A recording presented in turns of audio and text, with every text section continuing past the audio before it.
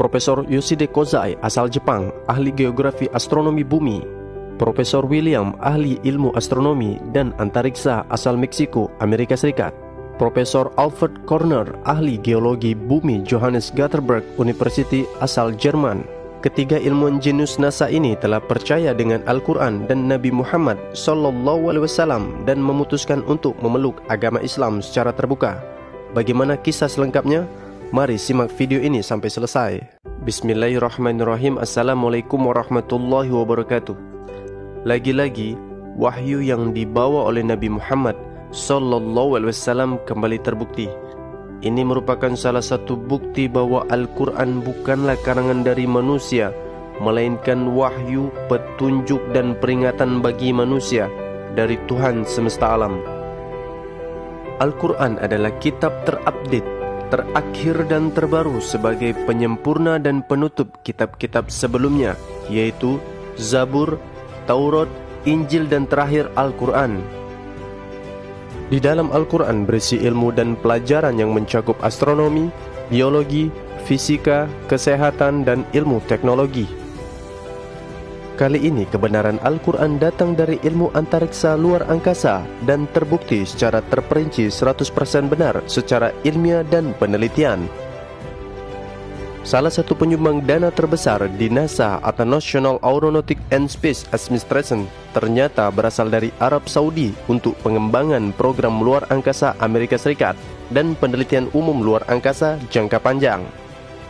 Sebagai rasa terima kasih NASA kepada Arab Saudi atau umat muslim sebagai donatur pemberi dana terbesar pengembangan NASA, yaitu NASA mengikut sertakan Pangeran Sultan bin Salman, putra dari Raja Arab Saudi, Raja Salman bin Abdul Aziz As-Saud, untuk ikut terbang mengorbit bumi tepatnya pada tahun 1985 menggunakan pesawat ulang-aling Discovery milik NASA yang diterbangkan dari Kennedy Space Center, Florida, Amerika Serikat.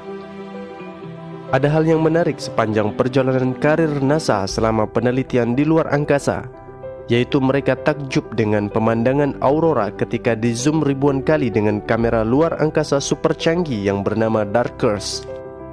Dari penelitian dan pengamatan panjang tersebut, akhirnya ilmuwan NASA mendapat informasi dan kesimpulan bahwa bumi ini dahulunya menyatu dengan langit dan terpisah akibat adanya ledakan Big Bang atau supernova atau Rosnova. Salah satu ilmuwan ahli NASA sekaligus kepala penelitian eksperimen planet yang bernama Karner mengatakan bahwa kehidupan manusia di planet diawali dengan turunnya air. Maka setiap planet yang dituruni air, maka akan ada kehidupan di dalamnya, ungkapnya. Maka dari itu NASA yang dipimpin ilmuwan bernama Karner berambisi meneliti dan menjelajah planet-planet untuk mencari tahu apakah di sana terdapat air, karena air adalah cikal bakal kehidupan, ungkapnya. Ternyata sistem dan hal ini telah disampaikan oleh Nabi Muhammad SAW 1400 tahun yang lalu melalui Al-Quran secara terperinci dan 100% benar. Nabi Muhammad SAW diperlihatkan dan diberitahu oleh Tuhan semesta alam melalui Al-Quran, yaitu surat Al-Anbiya ayat ke-30. أَوَلَمْ يَرَ الَّذِينَ كَفَرُوا أَنَّ السَّمَاوَاتِ وَالْأَرْضَ كَانَتَا رَتْقًا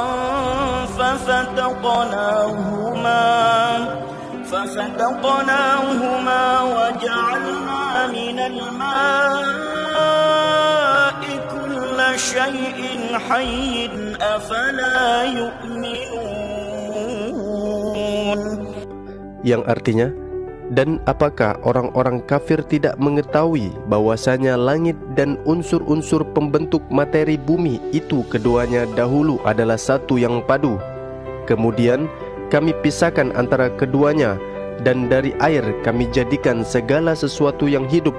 Maka mengapakah mereka tidak juga beriman?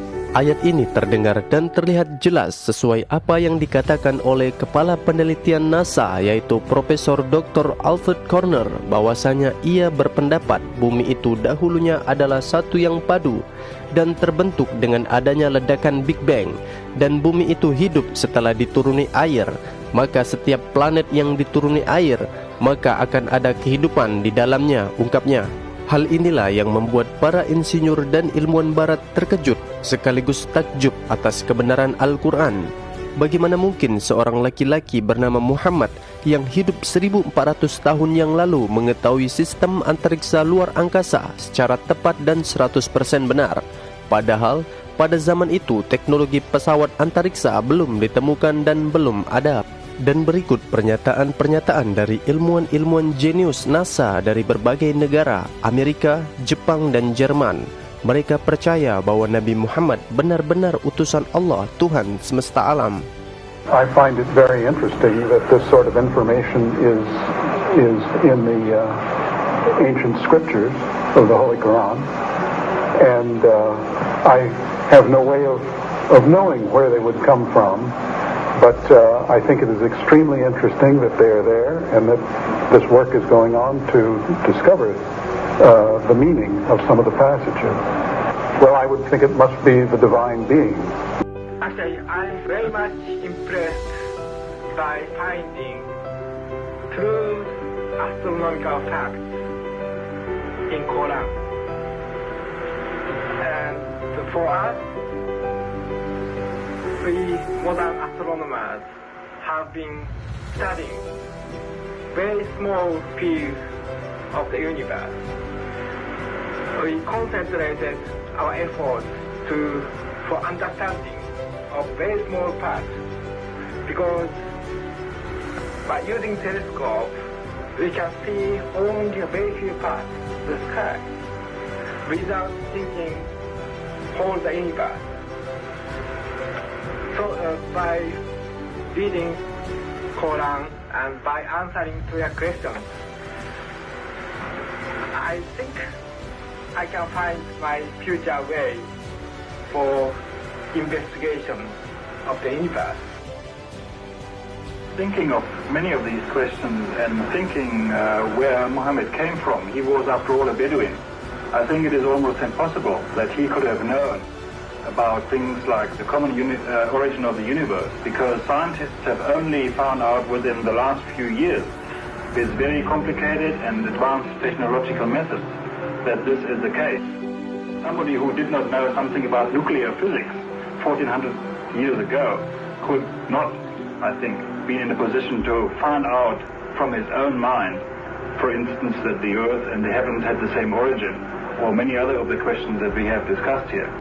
Dan pada akhirnya ilmuwan-ilmuwan ini akhirnya memeluk Islam, dan mereka harus kehilangan jabatan mereka sebagai kepala penelitian di NASA, dan negara barat berusaha menutupi berita ini dan menutupi berita kebenaran Islam.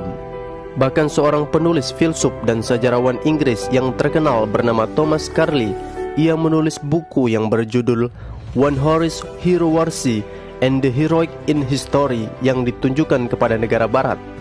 Betapa menakjubkan seorang manusia sendirian dapat mengubah suku-suku yang saling berperang dan kaum nomaden atau Baduy menjadi sebuah bangsa yang paling maju peradabannya hanya dalam waktu kurang dari 2 dekade. Kebohongan yang dipropagandakan kaum barat yang diselimutkan kepada orang ini atau Muhammad hanyalah mempermalukan diri kita sendiri, sosok jiwa yang besar, yang tenang, seorang yang mau tidak mau harus dijunjung tinggi. Dia diciptakan untuk menerangi dunia. Begitulah perintah Sang Pencipta dunia. Di antara aib terbesar hari ini ialah bahwa masih ada saja orang yang mengatakan bahwa Islam adalah agama bohong dan Muhammad adalah penipu. Begitulah isi dari pernyataan buku yang ditulis oleh Thomas Carlyle yang laris manis di pasaran, yang menyatakan bahwa betapa bodohnya negara barat yang masih belum percaya Islam, padahal sudah banyak pembuktian sains dan teknologi bahwa Muhammad benar-benar nabi terakhir pembawa berita dari langit. Inilah bukti bahwa Al-Quran adalah wahyu yang diturunkan oleh Tuhan semesta alam, dan sekaligus bukti bahwa Nabi Muhammad benar-benar diterbangkan oleh malaikat Jibril ke langit untuk dimirajkan menghadap Allah, untuk menerima perintah solat langsung menghadap Tuhan semesta alam.